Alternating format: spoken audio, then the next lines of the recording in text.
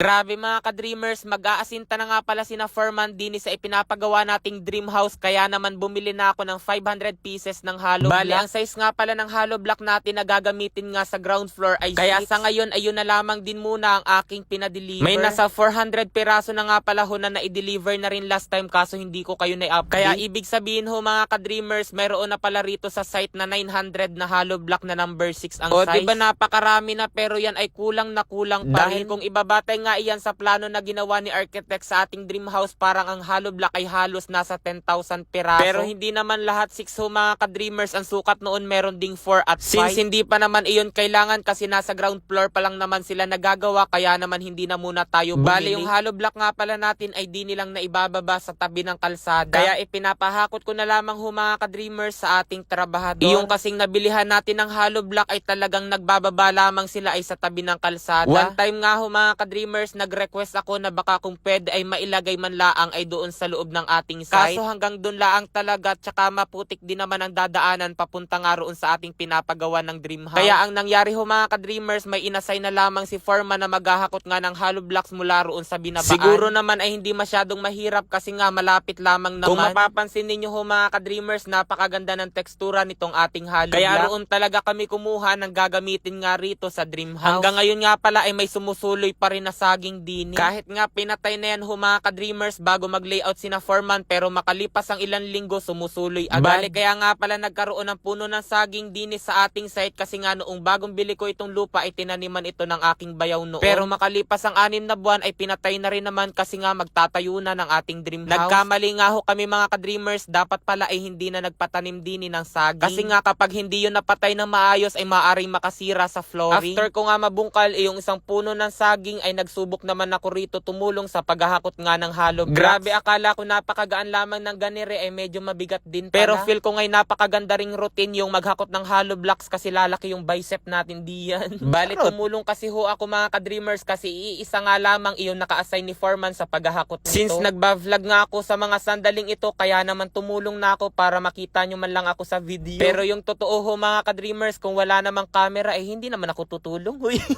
Joke lang talaga ho yun mga ka-dreamers, kasi kaya naman ako tumulong dahil hindi naman mainit. Mas maganda na rin kasi yung na-stretch man lamang ang buto-buto. Matagal-tagal na rin kasi ho mga ka-dreamers hindi nababanat dahil napakatagal ko na rin naman tumigil sa pag-gym. Sayang nga dahil naging hilig ko na noon ang pag-gym, kaso napatigil dahil sobrang busy na rin ni ka-dreamer. Siguro ganun talaga ho mga ka-dreamers sa ating buhay, may kailangan tayong iset aside na gusto natin para mas matupad yung isa nating gusto. Kumbaga ang dapat pala ay magaling tayo sa decision making. Ay hala, hanggang dito na lamang muna ho mga ka-dreamers. Bye-bye! Grabe mga ka-dreamers, ang daming nagtataka kung saan nga ba ako kumukuha ng budget pampagawa ng dream house. Dito nga lamang iyan kay Masaya Game. Ngayon nga rito kay Masaya Game, kawi-withdraw ko lang ng nasa 20,000, kaya kung nais nyo rin kumita, nasa comment section lang ang link para mag-register at mag-deposit. Huwag kalimutan mag-take ng screenshot at ilagay lang iyan sa comment section para naman manalo ka ng 1,000 pesos.